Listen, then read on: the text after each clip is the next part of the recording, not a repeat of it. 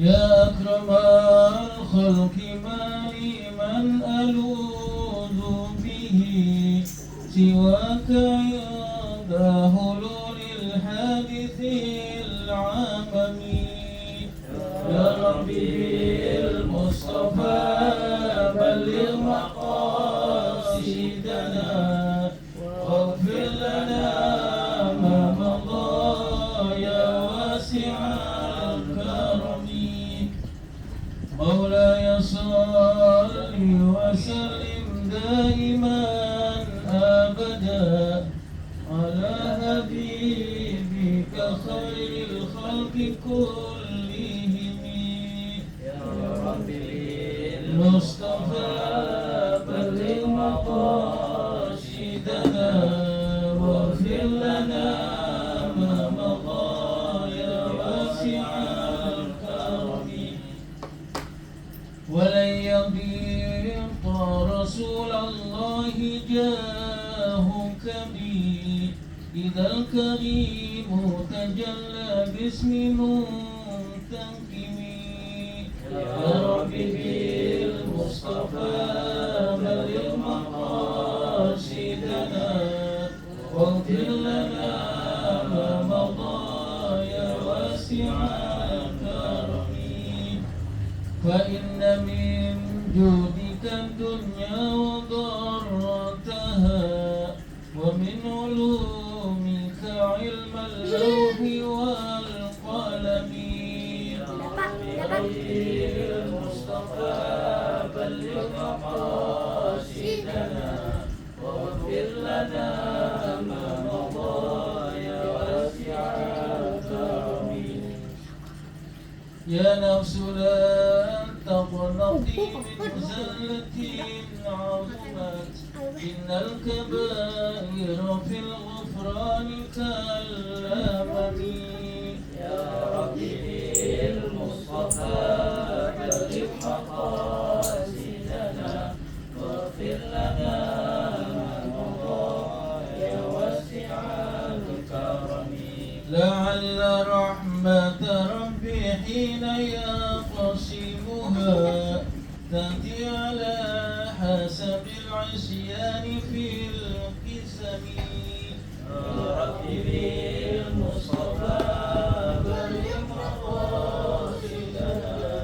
واغفر لنا ما مضى يا واسع الكرم يا ربي واجعل رجائي غير منعكس لديك واجعل حسابي غير منخرم يا ربي بالمصطفى بلغ مقاصدنا واغفر لنا ما مضى يا واسع الكرم والطف بعبدك في الدارين إن له صبرا متى تدعوه الأهوال ينهزمي يا ربي بالمصطفى بلغ مقاصدنا واغفر لنا ما مضى يا واسع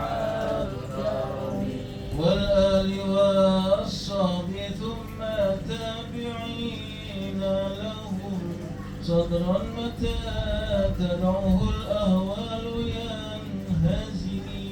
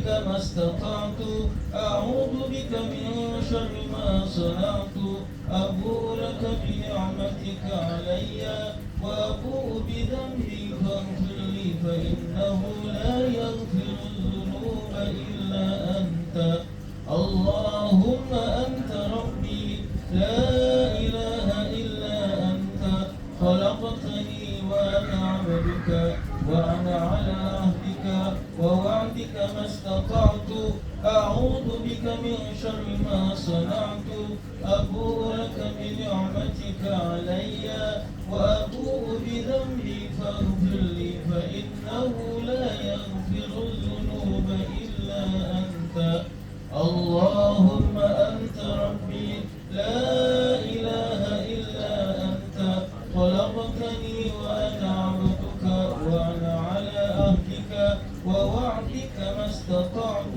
أعوذ بك من شر ما صنعت أبوء لك بنعمتك علي وأبوء بذنبي فاغفر لي فإنه لا يغفر الذنوب إلا أنت اللهم صل صلاة كاملة وسلم سلاما تاما على سيدنا محمد الذي تنحل به العقد وتنفرج به الكرب وتقضى به الهوائج وتنال به الرغائب وحسن الخواتم ويستسقى الغمام بوجهه الكريم وعلى آله وصحبه في كل لمحة ونفس بعدد كل معلوم لك اللهم صل صلاة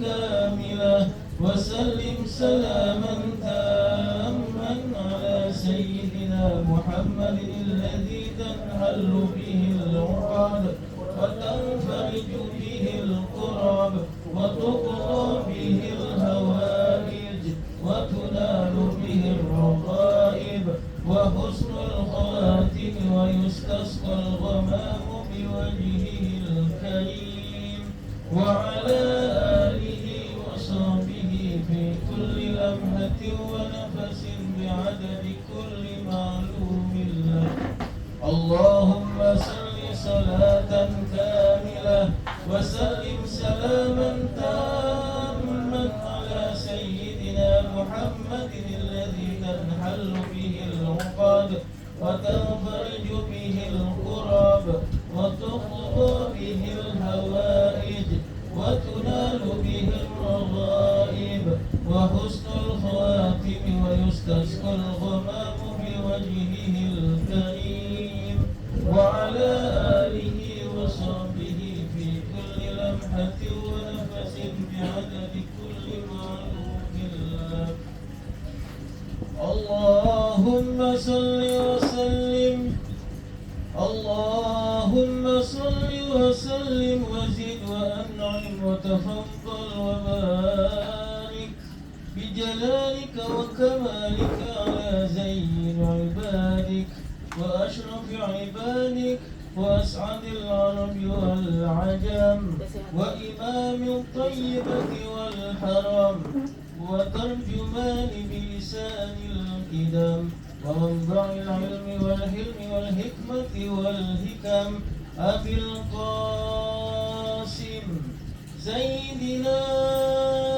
وحبيبنا وشفيعنا ومولانا محمد زده شرفا يا رب زده شرفا يا رب زده شرفا يا رب وكرما وتعظيما ورفعة ومهابة وبرا ورضي الله تبارك وتعالى ذوي الفضل العلي والقدر الجليل ساداتنا وأئمتنا وموالينا أبي بكر وعمر وعثمان وعلي وعن بقية الصحابة وقرابة رسول الله صلى الله عليهم أجمعين والحمد لله رب العالمين.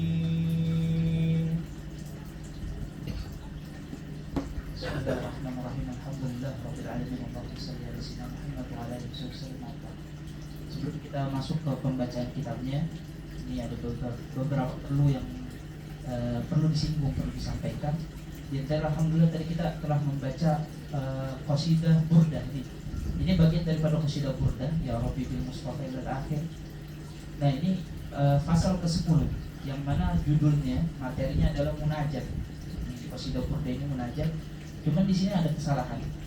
Entah kesalahan tulis atau gimana. Dari waltuf bi'abdika fid darini inna lahu sabran ma tatabu'uhu ahwalu yanhazim. Ini cukup penting kesalahannya, cukup. Dan dibilang di sini kan waltuf ya Allah, lemah lembutlah kepada kami bi'abdika, kepada hambamu fi darini, di dua alam, baik di dunia maupun di akhirat.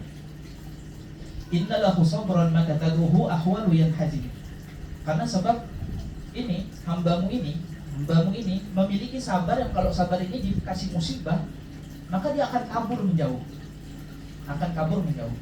dan terus ini di bawah langsung kepada ini hanya sebagian bait karena burdah itu cukup banyak gitu. Ini salah satu sebagian bait-bait di pasal ke-10.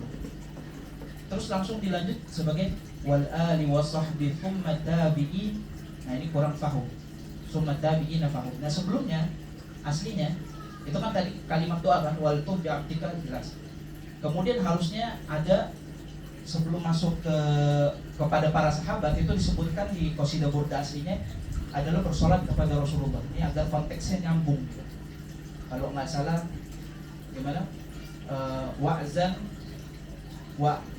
di suhbi salatin. Al-Fakir agak lupa sedikit. Pokoknya ada tentang Rasulullah SAW. Kemudian setelah itu ada kepada Sayyidina kepada khulafaur rasyidin. Ini ada kepada Sayyidina Allahumma shalli ala Sayyidina Muhammad, kepada khulafaur rasyidin. Kemudian baru dilanjut nih wal ali wa sahbi thumma tabi'ina fahum. Nah ini harus sebelakang ya. Fahum ahlu tuqa wan naqa wal hilmi wal karam. Karena kalau disambung dengan sobron ini artinya maknanya agak sedikit fatal. Bahwasanya sifat sabar yang lemah itu dinisbatkan kepada mereka, para ali, kepada keluarga Nabi, pada sahabatnya dan juga kepada kami. Alhasil alhamdulillah ikhtiar kita dalam membaca qasidah burdah ini, sebagian qasidah burdah itu sangat amat besar dampaknya. Karena para ulama mengatakan qasidah burdah ini salah satu dzikir atau qasidah yang efeknya begitu besar kepada hati. Di antaranya adalah qasidah burdah. Bahkan guru kami Al-Habib Salim Asy-Syatiri, beliau mengatakan bahwasanya qasidah burdah ini dibacanya lebih afdol daripada 10 kali membaca Dalailul Khairat karangan Al-Imam Jazuli. Kita sama-sama tahu keagungan Dalailul Khairat, tapi ala kulli hal Al-Habib Salim Asy-Syatiri mengatakan qasidah burdah ini sangat agung, saking agungnya itu melebihi fadilah membaca Dalailul Khairat 10 kali. Dan ini ittifaq ala ulama, baik itu habaib, baik itu nahdlatul ulama, para kiainya ini sangat menjunjung tinggi daripada qasidah burdah. Tapi sebelum Al-Fakir membaca ini, karena ini orang kenal-kenal, mungkin langsung aja ngomong ke Al-Fakir Apik gitu. Nah ini sebelum gini, kenapa kok tiba-tiba jadi pembicara di sini? Yang pertama, memang ketika pulang kuliah karena lagi liburan, diminta waktu itu sama Abi untuk jadi pengganti sementara. Tapi karena incing semua yang di materi, terus abang-abang, jadi waktu itu sempat nolak pertama kali. Karena alhamdulillah juga di pondok itu ada kegiatan setiap malam, jadi nggak bisa kesini. Alhamdulillah sekarang lagi liburan, terus baru kepikiran lagi, kenapa waktu itu nggak terima? Padahal kata Rasulullah SAW, hakul muslim ala muslim situ, hak seorang muslim kepada muslim yang lainnya itu ada 6. Salah satunya izalah kita Islam alaihi wa izadaka fa'idhu, yang ketiga nih wa izas tansohaka fansoh. Kalau ada orang minta nasihat nggak boleh kita tolak. Karena ini kewajiban umat Rasulullah SAW menyampaikan dakwah itu bukan hanya milik para ulama, tapi khusus bagi umat Rasulullah menyampaikan dakwah itu bagi setiap umat yang mengetahui ilmu. Dan dakwah itu gak cuma sekedar berbicara, yang bisa berbicara dengan bicaranya, yang punya uang dengan uang, yang punya tenaga dengan tenaga. Itu dakwah untuk menjunjung syariat, menciarkan syariatnya Rasulullah SAW. Ala kulli hal, ini berbicara yang pertama adalah tafaulan, optimisme yang harus dibangun gitu.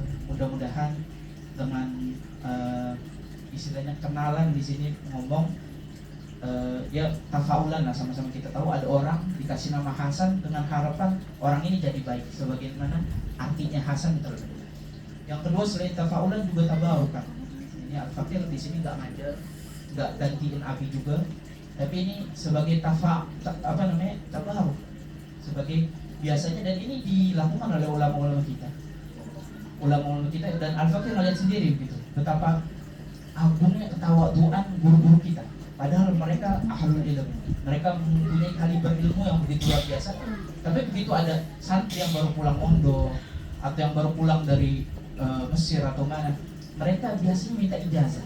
Padahal jelas mereka ilmunya lebih tinggi, juga ijazah mereka juga lebih banyak, yang pantas memberikan ijazah mereka. Tapi ini sebagai tabaruk. Yang ketiga adalah imtisalul amal, ya. Perintah tadi sayang untuk itu. Baik, insyaallah kita sesuai informasi ini kita akan melanjutkan pembacaan di kitab Safinatun Najah.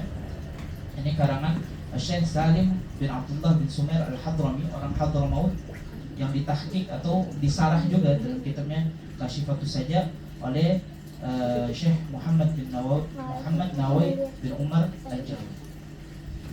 Nah, ini mungkin saran ya, nanti mungkin sesekali pas khataman kitab ini mungkin bisa diziarahi makbarah beliau, karena beliau sendiri walaupun ulama Hadramaut tapi meninggal dan dikuburkannya di Jakarta ya, makanya. Jadi ahsan, lebih bagus kalau nanti setelah dihatamkan di makbarah beliau.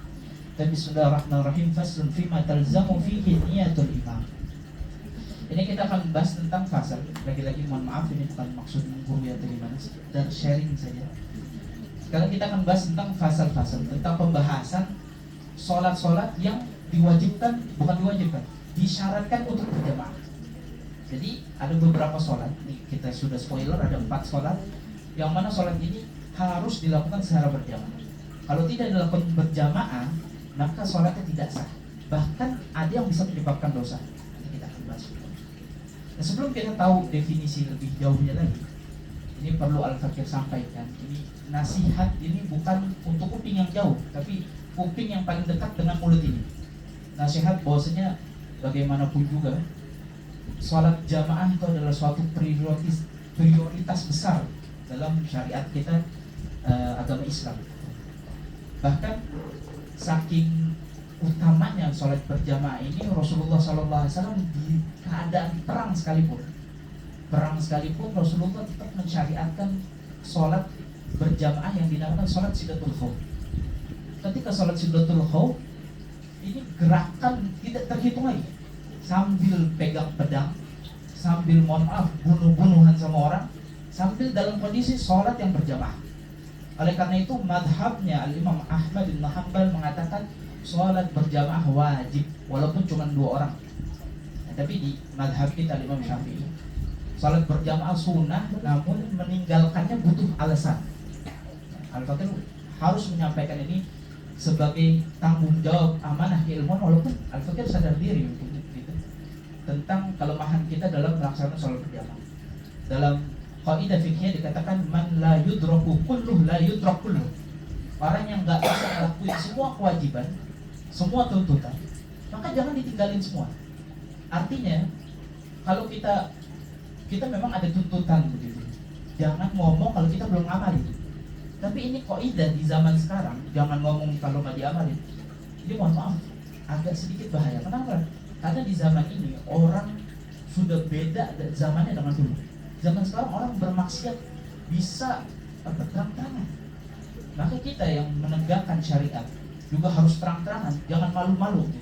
Dalam hal ini, maksudnya Al-Fakir memang belum sempurna dalam melaksanakan sholat berjamaah.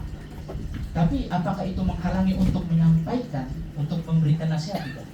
Karena mengamalkan ilmu itu adalah syai'un, sesuatu. Sementara menyampaikan ilmu syai'un akhar, nggak ada hubungannya. Jangan sampai gara-gara orang nggak ngamalin ilmu, dia juga nggak menyampaikan ilmu tersebut. Ini kalau itu sebuah dosa, maka dosa double. satu dosa meninggalkan, satu dosa tidak menyampaikan. Kaidah fikihnya man la yudraku kulluh la yudrak kulluh.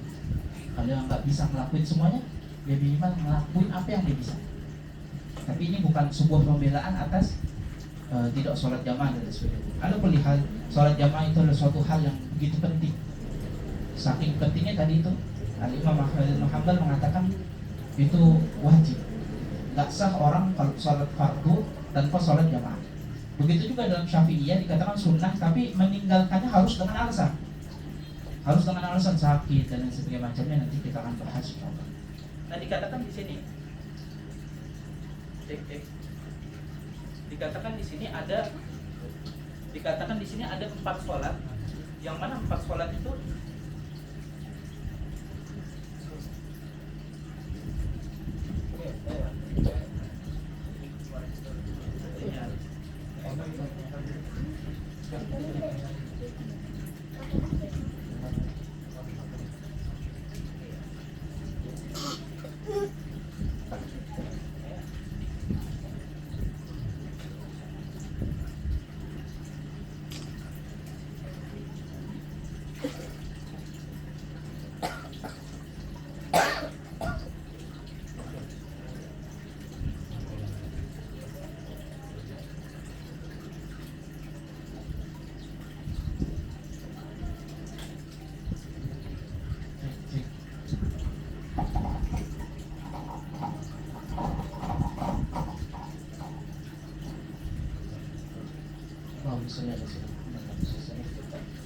nah ini ada 4 sholat.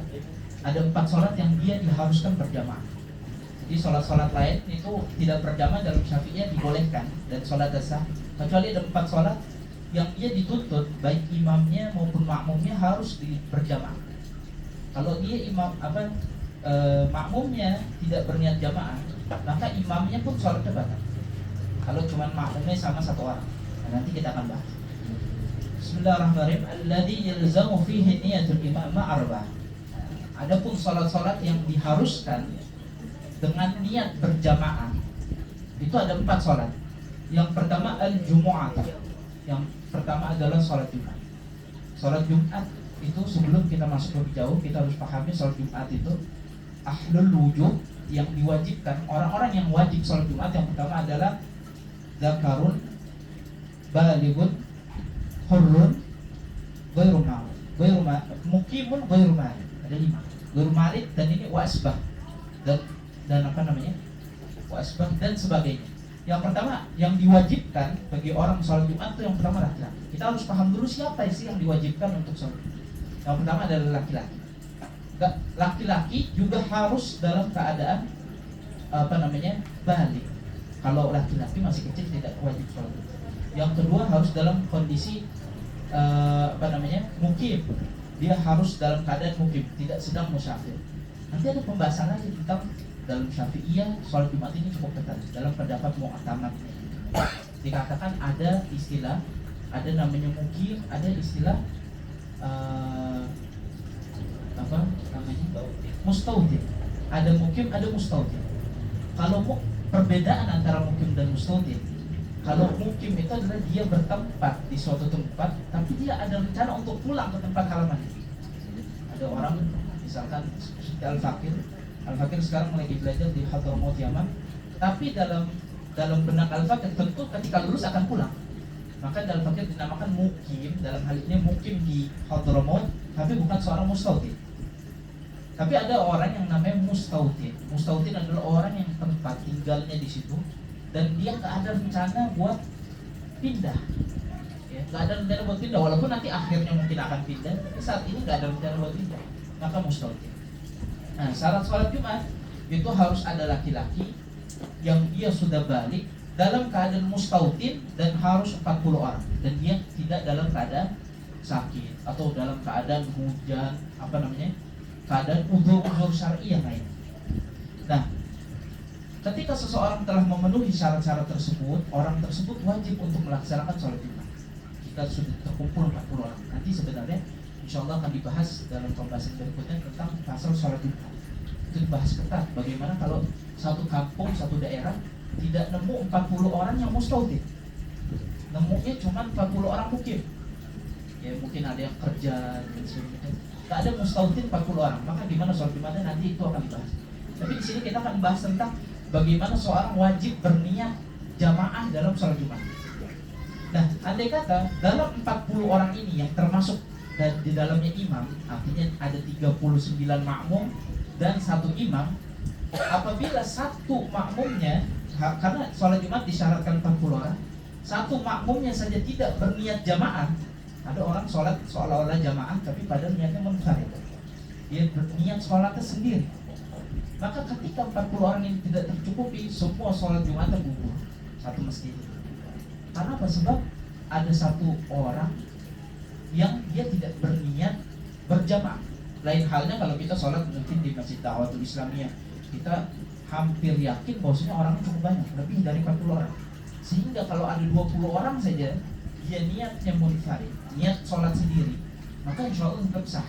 Karena apa? Ada lebih dari 100 orang mungkin. Tapi kalau pas-pasan cuma ada 40 orang, nggak ada tambahan sedikit pun. Dalam hal ini 40 orang yang termasuk tadi, laki-laki, merdeka, mustautin, dan juga dia 3 hal ini mustautin. Kalau misalkan perempuan gimana? Dibolehkan dia sholat Jumat, tapi tidak terhitung dalam 40 hal ini. Nah,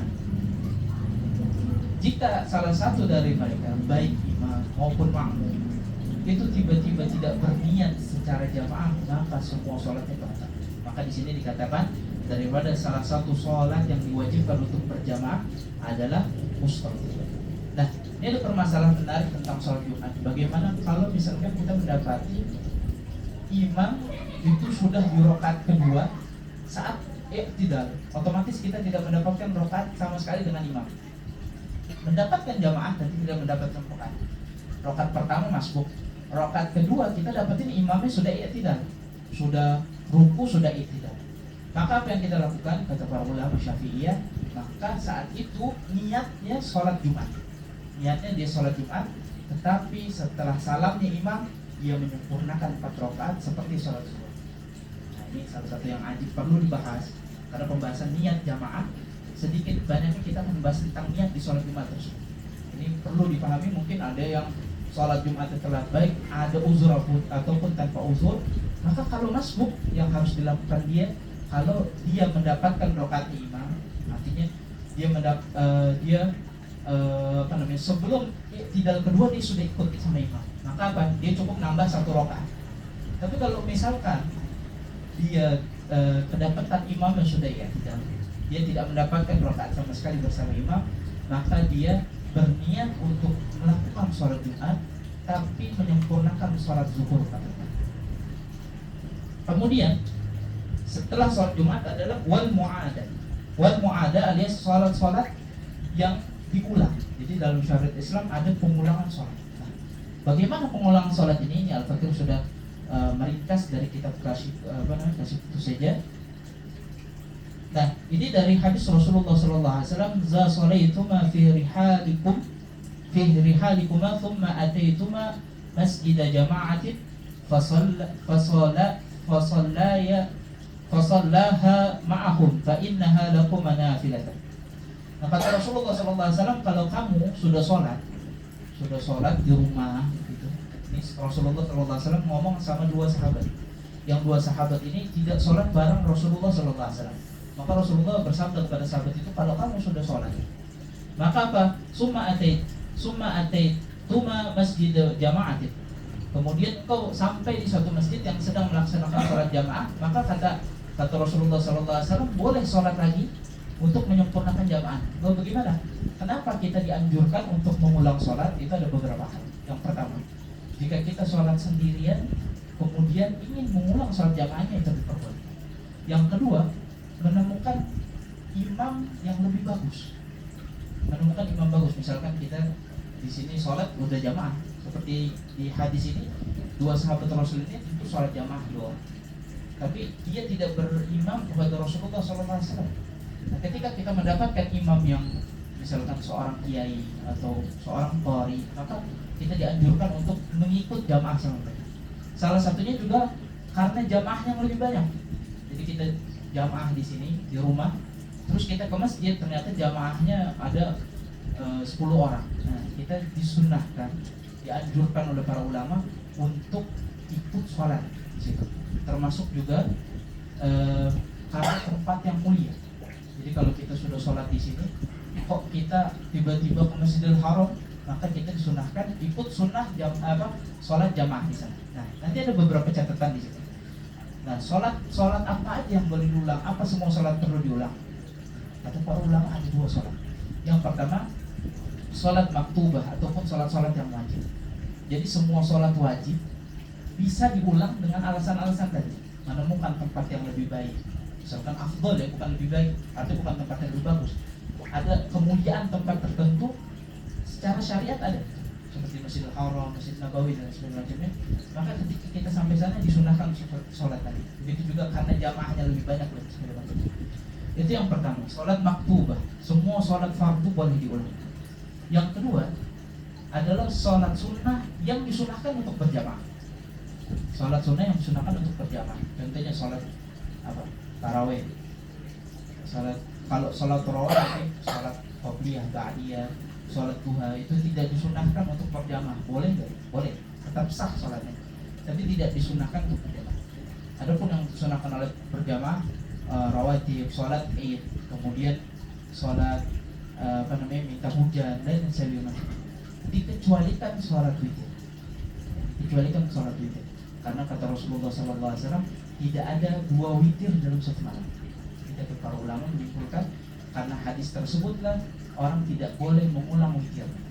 Jadi semua sholat, termasuk sholat taraweh, kalau tiba-tiba, dan ini dilakukan oleh beberapa orang, salah satu di Hadramaut, sampai ada istilah mencari 100 rakaat taraweh. Apakah dia melakukan tarawehnya benar-benar 100 rakaat? Enggak. Dia melakukan tarawehnya 20 rakaat, habis itu dia mengulang tarawehnya. Nah, ini disyariatkan yang sama-sama kita pelajari. Ya, jadi ada 2 sholat. Yang pertama adalah sholat maktubah, sholat yang diwajibkan, sholat 5 waktu. Yang kedua adalah sholat yang dianjurkan dia berjamaah, sholat sunnah yang dianjurkan berjamaah, dikecualikan sholat witir. Berapa kali ngulangnya? Mu'tamad Syafi'iyah mengatakan cukup 1 kali, tidak boleh mengulangi kedua kali atau ketiga kali.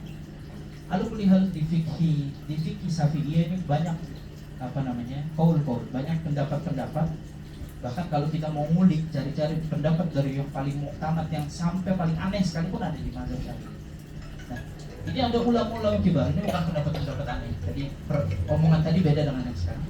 Ada pendapat daripada Al-Imam Muzani. Al-Imam Muzani itu adalah salah satu muridnya Al-Imam Syafi'i, murid langsung daripada Imam Syafi'i. Beliau juga seorang mujtahid madhab yang dikatakan oleh Imam Syafi'i sebagai penyebar daripada buku-bukunya Imam Syafi'i. Orang yang paling berjasa dalam menambahkan buku-bukunya Imam Syafi'i ini adalah beliau Al-Imam Muzani. Beliau punya karangan yang begitu populer namanya Khulasa Al-Muzani. Jadi beliau merangkum semua dalam mukadimahnya beliau merangkum semua ilmu yang beliau punya di situ di Mukhtasar Al-Muzani. Nah, Al-Imam Muzani bilang tu'adu 25 marrah. Beliau membolehkan mengulang sholat itu sebanyak 25 kali. Jadi sholat zuhurnya diulang 25 kali, sholat asarnya diulang 25 kali. Beliau berpendapat seperti itu. Wakana yaf'alu hadzalik. Dan beliau kadang-kadang juga melakukan seperti itu. Tapi lagi-lagi ini Al-Imam Muzani yang semangat himmah beribadahnya besar. Beda sama kita. Kalau kita kan ibadahnya malas-malasan. Kalau beliau ibadahnya saking semangatnya luar biasa, sampai beliau memfatwakan membolehkan orang itu buat mengulang sholatnya 25 kali. Ada juga Syekh Abu Hasan Al-Bakri. Syekh Abu Hasan Al-Bakri mengatakan tu'adu min ghairi hasrin. Dia boleh ngulang berapapun, nggak ada batasannya. Ini lebih luar biasa lagi. Semangat ibadahnya lebih luar biasa lagi. Dibilang nggak ada batasnya, nggak cuma sekali, 2 kali, nggak 25 kali, tapi nggak ada batasnya sama udah. Asal satu syaratnya, malam yakhruj al-waqt, asal tidak keluar dari waktu sholat. Kalau misalkan kita mau ngulang sholat zuhur, boleh diulang, asal kapan? Jangan sampai masuk waktu asar, berapapun banyak. Nah ini juga sama dalam hal-hal himmah beragama seperti ini dimiliki juga oleh contohnya sebagaimana kita kan sekarang dekat sama Lebaran Kurban. Dan Lebaran Kurban itu di Syafi'iyah, kambing itu cukup buat 1 orang, sapi dan unta itu cukup buat 7 orang. Tapi kita lihat di mazhab Malikiyah. Di mazhab Malikiyah bilang kambing 1 orang, sapi hanya cukup buat 1 orang juga. Begitu juga dengan unta, hanya cukup buat 1 orang. Tak bisa sapi buat 7 orang, itu di Maliki, mazhab Maliki. Nah, jadi kita sudah tahu tentang sholat apa saja yang bisa diulang. Terus kemudian berapa kali ngulangnya, kita sudah sama-sama tahu. Nah, terus yang kedua, ngulangnya ini tidak berniat untuk mengulang kefarduan. Kalau memang itu sholat fardu, artinya kalau misalkan dia sholat zuhur yang fardu, yang wajib, maka dia tidak secara mutlak niatnya di dalam hati, tidak secara mutlak mengulang sholat zuhur. Artinya tidak secara mutlak dia sholat zuhur lagi, tapi di dalam niatnya dia harus mengatakan ini sholat, ngulangin sholat zuhur yang tadi.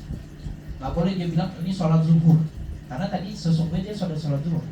Kalau dia ngulangin sholat zuhurnya lagi, ini kata ulama ihtimal banyak syak di situ. Apakah sholat zuhur yang tadi batal atau yang sekarang yang gimana? Nah, nanti banyak masalah. Alhasil dia harus mengatakan ini sholatnya hanya mengulang sholat yang tadi.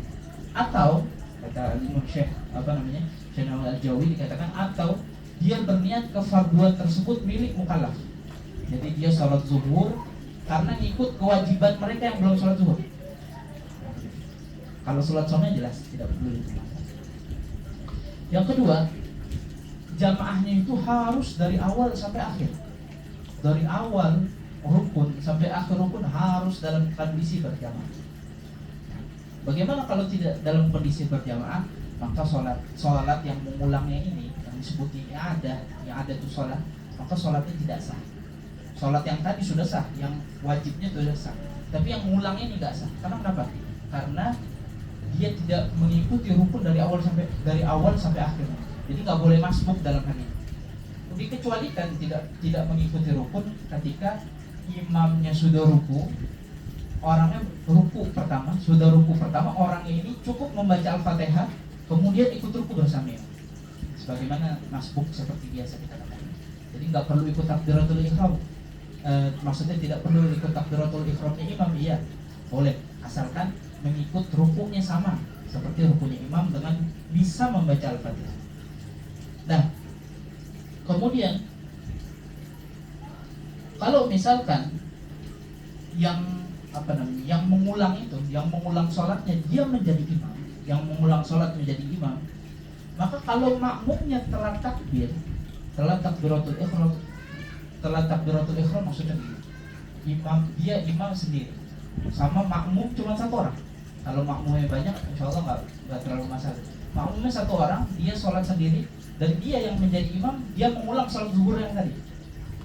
Ketika dia takbiratul ihram, Allahu Akbar, ternyata temannya di situ duduk dulu. Begitu dia ruku, temannya baru ikut takbiratul ihram. Artinya temannya ini telat rukun, terlambat dalam hal rukunnya. Alhasil apa? Kalau yang disengaja seperti itu, maka sholatnya imam itu tidak sah. Sholat i'adah ini. Kemudian juga apabila seseorang ragu, ketika kita yang mau mengulang sholatnya, mendapati satu jamaah dan kita ragu, ini jamaah sudah di rakaat pertama, masih di rakaat pertama atau sudah di rakaat kedua. Andai kata di rakaat pertama kita bisa ikut, kalau rakaat kedua tentu kita nggak bisa ikut, karena tadi syaratnya harus ikut rukun dari awal sampai akhir. Maka apa? Bagi orang yang ragu, tidak ada sholat i'adah bagi dia. Tidak ada sholat i'adah bagi dia, sebagaimana nanti ada juga syarat sholat i'adah adalah yang mengikuti sholat i'adah tersebut adalah orang yang meyakini kebolehan sholat i'adah. Karena di mazhab lain seperti Malikiyah dan Hanafiyah menganggap sholat i'adah ini tidak sah, sama sekali nggak sah dan nggak ada menurut mereka. Mazhab Malikiyah dan Hanafiyah. Tapi di Syafi'iyah dianjurkan untuk mengulang sholat. Nah, maka kalau kita misalkan bermakmum sama orang yang mazhabnya Hanafiyah, mau kita paksa misalnya kita bayar 100.000 untuk temenin kita jamaah, tetap sholatnya kagak sah. Kenapa? Dia meyakini sholat yang ada itu tidak ada. Nah, kemudian kalau imamnya salah, kemarin kita sudah membahas ya tentang sunnah abad dan sujud sahwi, tentang beberapa hal yang menyebabkan seseorang disunahkan sujud sahwi. Contohnya misalkan ada imam yang meninggalkan sunnah abad, ada imam yang enggak kunut. Ketika imam enggak, atau yang paling relate, ada imam enggak tahiyat awal. Ketika imam tidak melakukan tahiyat awal, maka seharusnya si imam ini disunahkan untuk sujud sahwi. Tapi ala kulli hal mungkin lupa atau memang dia tidak ingin sujud sahwi, karena sifat sujud sahwi itu sunnah. Kalau dia tidak ingin atau karena lupa, akhirnya dia langsung salam, maka makmum dalam hal ini dibolehkan untuk sujud sahwi kemudian baru salam. Jadi tidak dituntut langsung salam buru-buru, dibolehkan untuk sujud sahwi dulu baru salam. Nah, syaratnya juga tadi yang sudah disebutkan itu kalau sholat fardu harus di dalam waktu sholatnya. Nggak boleh kita mengulang sholat fardu zuhur di dalam waktu sholat asar. Dan juga imamnya itu harus berniat imam. Karena ada sholat jamaah yang imamnya nggak berniat imam. Contohnya seperti ada orang sholat sendiri, kemudian ada makmum yang mau ikut. Apakah imamnya ini niat itu harus ada di awal? Nah, ketika seorang yang sholat sendiri tadi, karena dia tidak ada jamaah, dia harus sholat sendiri, niat munfarid. Tapi tiba-tiba di tengah sholat dia diikuti jamaah, maka ini dalam hal ini ada jamaah yang imamnya tidak berniat. Tapi dalam sholat ini, maka si imam harus berniat imam, harus berniat menjadi imam. Nah, kemudian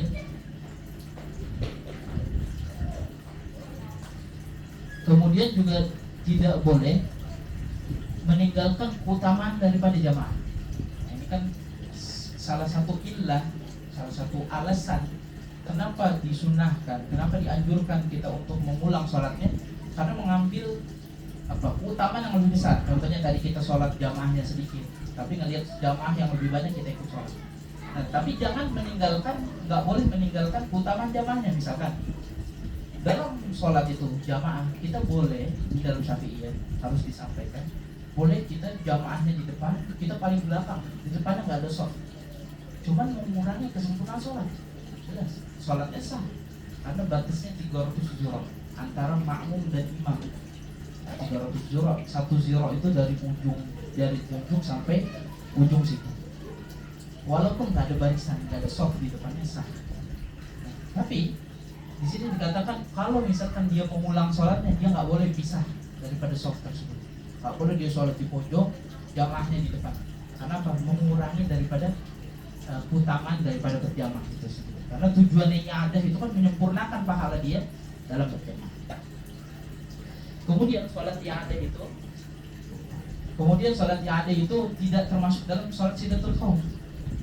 Yang tadi sholat ketika dalam keadaan perang atau dalam keadaan yang sangat amat takut, mau dibunuh sama orang misalnya. Nah, ini tidak disunahkan untuk dia mengulang sholatnya dalam keadaan sidatul khauf. Kemudian bagaimana dengan sholat jenazah? Sholat jenazah kita tahu sholat jenazah dilakukan secara berjamaah. Maka gimana sholat jenazah itu, apakah disunahkan? Kata para ulama, salah satunya Imam Nawawi mengatakan dalam Najmu Syarh Muhadzab tidak disunahkan. Walaupun lagi-lagi pendapat fikih sangat amat banyak. Ada ulama-ulama yang mengatakan disunahkan untuk sholat jamaah walaupun itu sholat jenazah. Nah, kemudian tadi yang pertama sholat yang diharuskan berjamaah baik imam dan makmumnya. Yang pertama adalah sholatul Jumat. Yang kedua sholatul mu'adah, sholat yang diulang. Yang ketiga adalah wal manzuratu jama'atan, sholat yang dia dinazarkan untuk berjamaah. Nah, ini Al-Fakir jujur saya ada sedikit trust isu dengan masalah nazar seperti itu. Karena Al-Fakir belajar di sana di Hadramaut kitab Minhajul Talibin, salah satu pembahasan yang paling dekat dengan masalah nazar ini adalah masalah i'tikaf. I'tikaf itu sebenarnya mudah. Ada orang i'tikaf masuk masjid dengan niat i'tikaf, dia dapat pahala. Tapi setelah masuk nazar, di situ permasalahan jadi rumit. Kenapa jadi rumit permasalahannya ketika masuk nazar? Karena dia diharuskan menyelesaikan i'tikaf sesuai nazar. Ketika ada seseorang yang bilang, saya bernazar i'tikaf 7 hari, nanti muncul pembahasan, apakah i'tikafnya harus dipisah-pisah? Apakah harus nyambung terus 7 hari berturut-turut? Apakah dia boleh hari ini i'tikaf, besoknya enggak, besoknya selama 7 hari? Dan boleh gak i'tikaf keluar? Ternyata, dan Al-Fatihah baru tahu di situ, ternyata i'tikaf itu gak selalu harus di masjid. Artinya dia harus di masjid, tapi boleh sewaktu-waktu dia keluar.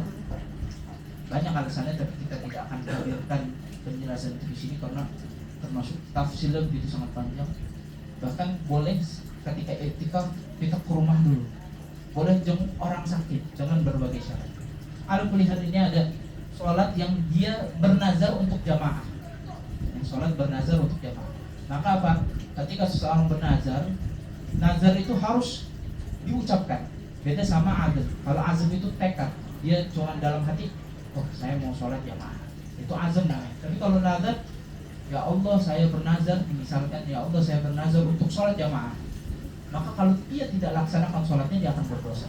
Maka dalam hal ini sholat yang dinazarkan untuk berjamaah, jika seseorang sholat berjamaah, sholat ada imam, ada makmum, tapi toh ternyata makmumnya dia sholatnya munfarid, niat sholat munfarid, maka apa? Si imam ini dia sholatnya tetap sah, tapi dia sholatnya tetap sah tapi dengan dosa. Kenapa? Dia meninggalkan nazarnya untuk sholat jamaah. Itu. Dan kalau misalkan ada permasalahan, misalkan ada seseorang bernazar ingin sholat di Masjidil Aqsa, sholat di Masjidil Aqsa berjamaah. Ada orang nazar sholat di Masjidil Aqsa berjamaah. Nah, ada 3 masjid yang dikhususkan oleh Rasulullah, ada Masjidil Haram, Masjid Nabawi, dan juga Masjidil Aqsa. Urutan yang tertinggi adalah Masjidil Haram, kedua Masjid Nabawi, dan ketiga Masjidil Aqsa. Apabila ada seseorang yang berniat bernazar sholat berjamaah di salah satu masjid itu, maka kata para ulama, dia boleh mengganti haluannya ke masjid yang lain asal masih 3 itu. Misalkan dia berniat, ya Allah saya bernazar sholat jamaah di Masjidil Aqsa, tapi bagaimana mungkin dia tidak mampu atau gimana, dia akhirnya diganti, dia akhirnya sholat berjamaah di Masjidil Haram. Kata ulama, nazarnya gugur.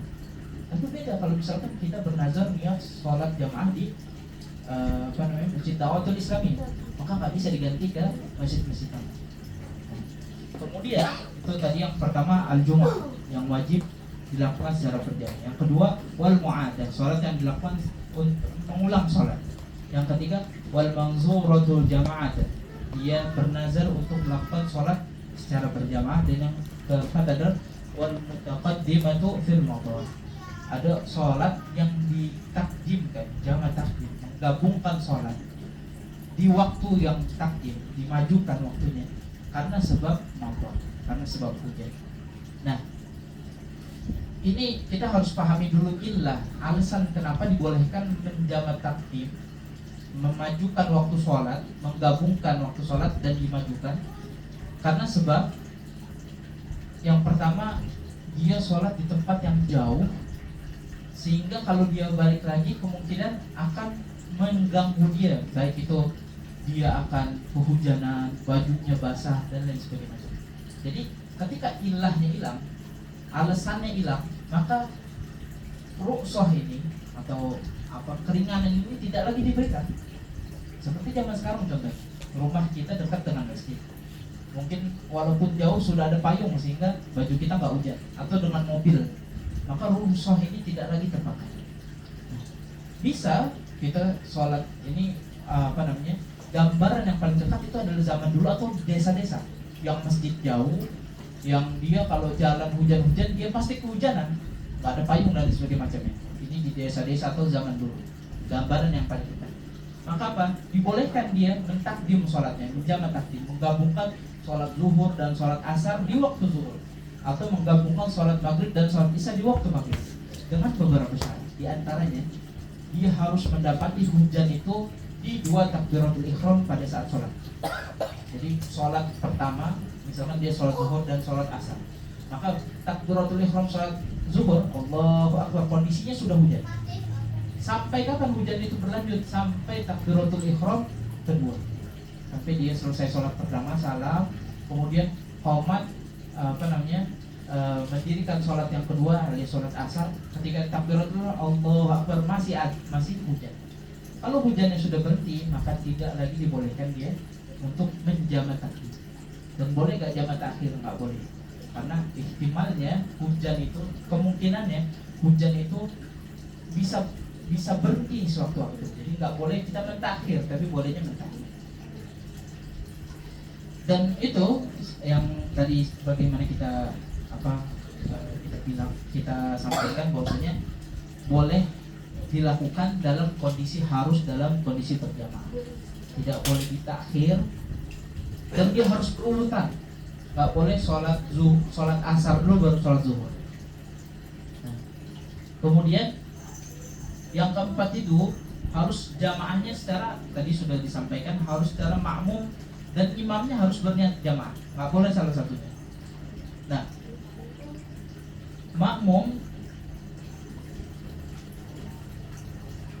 Nah, dalam hal ini dimakruhkan bagi seseorang untuk bermakmum di tengah sholatnya imam.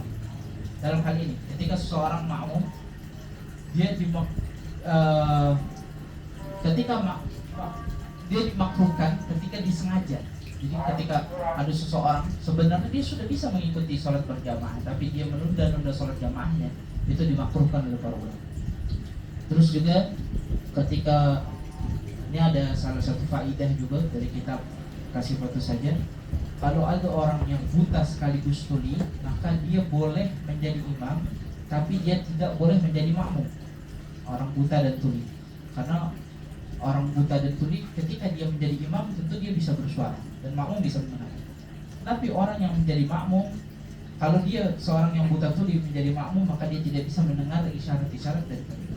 Kalau kulihal, kalau kita tidak akan membahas banyak-banyak daripada kitab Syafi'i Majid Kajian. Ini lagi-lagi sekedar tafa'ulan, tabarukan, dan imtisal al-amal. InsyaAllah yang sedikit ini menjadi berkah bagi kita semua. Mungkin nanti kalau ada pertanyaan-pertanyaan sedikit-sedikit, kalau Al-Fakir bisa jawab, mungkin jawab insyaAllah. Kita tutup, kita doakan mu'alifnya Syekh Salim bin Abdullah bin Sumer Hadrami, dan juga Syekh Novel Jowi. Semoga Allah ridhoi beliau, Allah tempatkan di tempat yang mulia, dan kita diberikan keberkahan ilmu dari beliau. Al-Fatihah.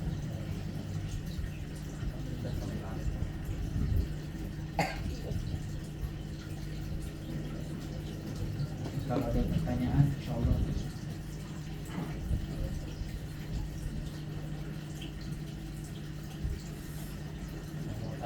Dia bertanya, buat nih biasanya.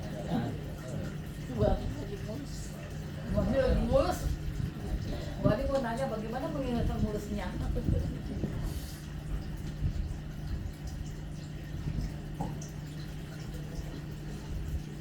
Boleh tanya materi sebelumnya, materi sekarang, Atau yang keseharian kita.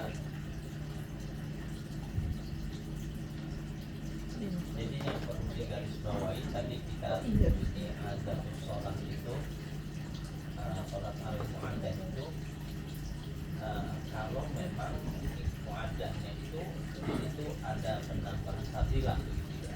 ya ada penambahan fadilah. Fadilah. Kalau sama saja, Kalau sama saja, ya tidak dianjurkan karena sholat itu sudah lengkap. kemudian yang kedua catatannya, mu'adzan itu bukan lagi punya nilai wajib gitu ya, karena ya, tetap yang wajib itu yang pertama. Jadi mungkin perlu ada yang satu disampaikan, cukup fatal untuk ditinggalkan kita penyampaiannya. Tidak ada satu sholat mu'adzan yang dikecualikan. Ketika seseorang dia sholat dalam kondisi ada dalam kaidah fikih namanya khurujul minal khilaf mustahab, keluar daripada khilaf para ulama itu sangat dianjurkan. Contohnya, para ulama itu berbeda pendapat tentunya, kita sama-sama tahu. Contohnya di madhab Maliki, Di mazhab Maliki itu mengusap kepala ketika wudhu itu dari ujung rambut sampai belakang rambut, semuanya full di kepala, rambut harus dibasahi. Berbeda dengan Syafi'iyah. Syafi'iyah cukup sebagian rambut saja. Maka bagi siapa orang yang dia melakukan sholat dengan wudhunya yang cuma sebagian tersebut, yang sebagian tersebut, maka apa? Dia disunahkan untuk mengulang sholatnya. Tapi apa? Walaupun dilakukan dalam keadaan sendiri, gak wajib jamaah. Sama juga misalkan sholat di kamar mandi. Nah, di dalam Syafi'iyah ada 3 tempat yang makruh buat sholat. 3 tempat yang makruh, gak haram tapi makruh. Yang pertama, dia sholat di tengah jalan. Jalan tempat mobil lewat, tempat motor lewat, kok dia sholat di situ makruh. Yang kedua itu sholat di tempat ibadahnya orang lain, tempat sholat di ibadahnya orang lain. Yang ketiga adalah sholat di kamar mandi. Jadi Syafi'iyah nggak sampai haram, dibolehkan. Tapi ya kita masa mau sholat di kamar mandi, mungkin dalam keadaan darurat. Alhasil kalau misalkan kita sholatnya di kamar mandi, ini menurut mazhab Hanafiyah ini nggak boleh. Maka apa? Maka disunahkan untuk mengulang sholatnya. Atau misalkan ada yang punya luka. Kalau orang punya luka biasanya lukanya sering luka, darahnya keluar. Di Syafi'iyah kalau dia sudah sholat, kok darahnya keluar, maka dia sholatnya tetap sah bisa lagi. Selama tadinya berhenti pas sholat keluar darahnya. Tapi beda dengan mazhab Imam Ahmad bin Hanbal. Mazhab Imam Ahmad bin Hanbal kalau keluar darahnya dia batal sholatnya. Maka apa? Disunahkan untuk mengulang sholatnya. Dan yang perlu disampaikan lagi, kalau mau mengulang sholat yang pertama yang diulang harus sah dulu. Gak boleh kita misalkan mengulang sholat zuhur yang mana sholat zuhur tadi gak sah. Maka apa? Kita mengulangnya bukan mengulang sunnah, tapi mengulangnya wajib. Karena apa? Sholat zuhur tadi gak sah. Alhasil kita harus mengulang yang belum sah tadi. Ada 2 tambahan. Jadi kalau kita sholat dengan sesuatu yang di situ ada perbedaan ulama kayak tadi tuh sholat di kamar mandi dan segala macamnya, tapi insya Allah tidak perlu terlalu dipikirkan zaman ini. Insya Allah segala hal mudah. Jadi kalau kita tadi sholat di kamar mandi maka disunahkan untuk mengulang. Mungkin ada orang yang terpaksa, mungkin ada orang yang di Inggris dia tidak dikasih sediakan sholat musola, atau ketika sholat ketemu atasannya dikecam, maka dia sholatnya harus ngumpet. Mungkin ini terjadi. Akhirnya dia sholat di kamar mandi. Maka apa? Nanti ketika dia sholat untuk menghormati waktu juga, maka dia apa? Ketika pulang dia disunahkan untuk beda. Nah ini karena makin banyak pembahasan makin banyak yang nyangkut ini. Baru ngeh lagi. Masih ada waktu insya Allah ya, sedikit lagi insya Allah. Beda lagi sama kasusnya orang yang dia faktul mah. Dia nggak ada, dia bertayamum untuk sholat. Beda lagi Pak kasusnya. Orang bertayamum buat sholat, maka apa? Maka dia sholatnya itu dia bertayamum untuk sholat dalam kondisi yang aslinya nggak boleh bertayamum. Misalkan ada orang yang sangat kedinginan di negara Eropa atau New Zealand gitu ya. Dia sangat kedinginan, alhasil kalau dia wudhu dia akan sakit, membeku atau akan demam dan sebagainya. Akhirnya apa? Dia boleh sholat dengan tayamum, sholatnya itu sah. Tapi apa? Tapi dia dituntut untuk mengulang sholatnya. Dia namanya sholat dihormatil waqt. Dia karena sudah masuk waktunya dia sholat. Tapi apa? Dia sholatnya harus dengan wudhu karena nggak boleh bertayamum sebab karena kedinginan. Akhirnya apa? Dia harus mengulang. Nah, mengulang yang ini beda dengan al-mu'adah tadi. Ada al-mu'adah tadi, itu sunnah mengulang, yang kalian ini mengulangnya wajib. Ada beberapa sholat yang sudah sah tapi wajib juga buat mengulang. Contohnya ada orang yang jabiroh, punya apa? Jabiroh diperban, orang yang diperban di bagian tangan atau di bagian wajah, sehingga kalau dia wudhu yang sini nggak boleh kena air. Akhirnya apa? Dia bertayamum buat yang bagian kena jabirohnya ini. Ini muktamad Syafi'iyah, dia harus mengulang, mengkodok sholatnya yang dia laksanakan ketika dia sholatnya dengan tayamum tersebut. Alhasil apa? Alhasil sholat yang sebelumnya sah, tapi juga wajib dikodok menurut pendapat mu'tamad. Insyaallah sudah lengkap semua. Mungkin kalau ada yang ditanya, silakan. Kalau tidak ada, ditutup. luar dari konteks ya. Kalau tayamum, karena kita dalam keadaan sakit ya, di rumah sakit, terus pasien pergi gitu ya, terus berarti kan secara ini ada najis lah ya, karena kan bersihnya nggak bersih banget. Nah itu gimana? Pak kita harus sholat itu atau tayamumnya sholat ini? Ini Kalau kondisi sakit, misalnya dalam kondisi sakit, dalam karena kewajiban itu tetap harus dilaksanakan. berarti yang ditanyakan apakah selang air kencing itu menyebabkan najis? Iya, bisa lagi. Untuk sholatnya, tayamumnya, bagaimana ibadahnya. Nah, salah satu syarat sahnya sholat itu adalah sucinya seseorang dalam tiga tempat. Yang pertama suci di badannya, di tempat dia sholat dan juga pakaian. Nah, kita lihat apakah kateter ini, selang tadi, apakah dia termasuk sesuatu dari hal yang diwajibkan itu. Nah, tapi memang selang itu kan menempel ke bagian tubuh kan. Nah, ini memang secara Al-Fakir butuh pendalaman lagi dalam hal ini. Al-Fakir tidak bisa bilang apakah sholatnya sah atau tidak. Tapi ulama yang pasti ulama banyak rukhsahnya, memberikan banyak keringanan dalam hal tersebut. Tapi dalam hal ini memang selang yang menyambung tersebut kalau memang mengandung najis, secara zahir dia tidak bisa batal sholatnya. Nah, tapi nanti kita lihat mungkin ada lagi-lagi pendapat itu banyak. Ada mungkin pendapat yang mengatakan dibolehkan sebab ada ada ilah, ada alasan-alasan yang lain yang membolehkan. Ada kulihat mungkin Nabi juga bisa tambahin. Tapi kalau paham mana sendiri, tentunya ini penuh dengan tanggung jawab ilmiah. Ini nggak cuma asal ngomong. Kalau ada najis yang menempel kepada tubuh, itu sholatnya tidak sah. Secara zahir seperti itu. Kalau beliau apakah ada pengecualian apa enggak, Al-Fakir nggak tahu. Mungkin ada ulama-ulama yang lain yang mengecualikan, tapi tidak.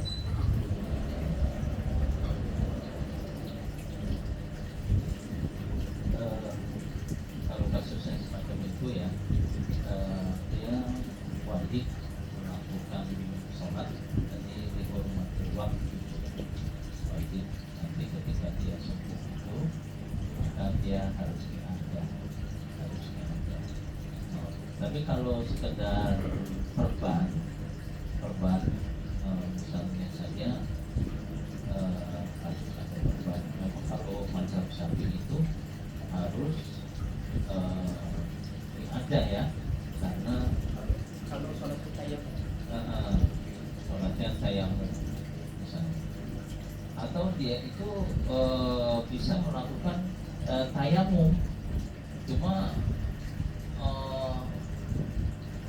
kalau seandainya sakitnya, lukanya tidak memberatkan dia sih tidak terlalu masalah ya. Kalau seandainya dia bisa menggunakan tayamum sebagai pengganti anggota wudu yang tidak terkena air wudu, tidak terkena air wudu. Itu kalau ada lukanya lebih dari satu anggota wudu, di tangan luka diperban, kaki bagian sini luka diperban, itu menurut mazhab Syafi'i tayamumnya pun berguna-guna.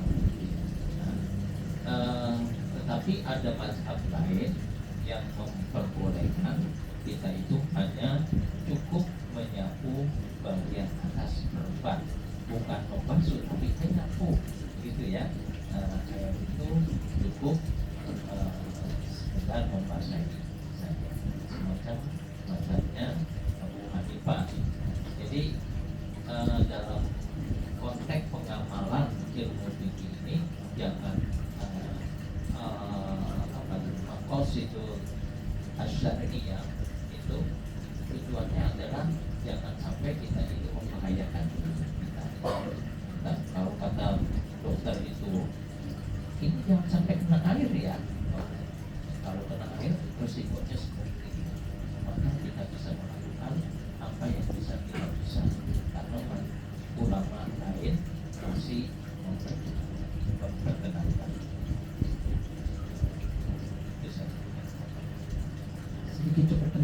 jabirah itu yang wajib ada wajib mengulang sholatnya itu kalau jabirahnya ada di tangan dan juga di muka, karena itu anggota tayamum.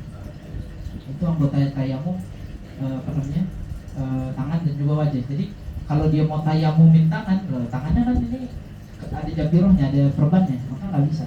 Tapi kalau misalkan di kaki, di paha, maka cukup. Misalkan tadi dibilang pahanya diperban, maka tayamum sekali buat paha. Buat kalau wudu ya, kalau wudu misalnya di kaki, maka cukup tayamum sekali untuk di kaki. Terus tiba-tiba dia sakit lagi, misalkan di bagian kepala sih. Kepala bukan anggota tayamum, maka apa? Tapi anggota wudu. Nah, tapi kalau di kepala kecil sih dia gampang ya, karena cuma sebagian saja. Misalkan mandi wajib. Mandi wajib itu gantinya tayamum juga. Ada orang mau mandi wajib tapi diperban di kaki, diperban di perut. Maka apa? Dia cukup mengganti mandi wajibnya tersebut, dia mandi sebisanya, tapi yang nggak kena air, dia tayamumin yang di kaki sama tayamumin yang di perut. Selesai, itu nggak perlu ngulang. Yang perlu ngulang kalau di tangan sama di wajah. Nah, ada lagi?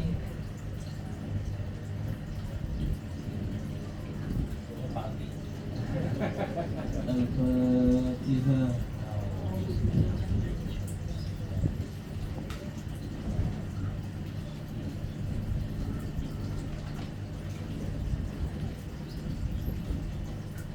الحمد للغفور للعبد ذي الغرور والفرق في الأمور وحماقة الغرور وصلاة الله دواما وسلامه تماما على ما يأتي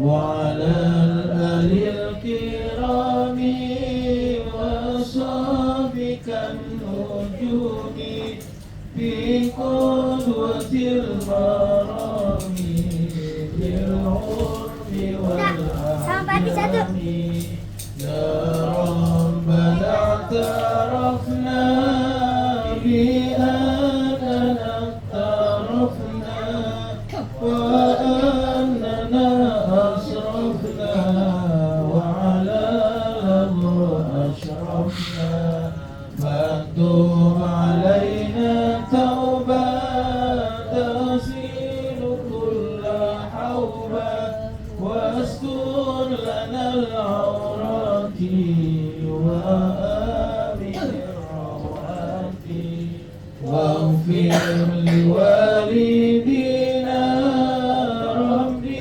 ومولودينا والأهل والإخوان وسائر الخلان وكل ذي محبة أو جيرة أو صحبة والمسلمين أجمع آمين ربي يسمع فضلا وجودا منا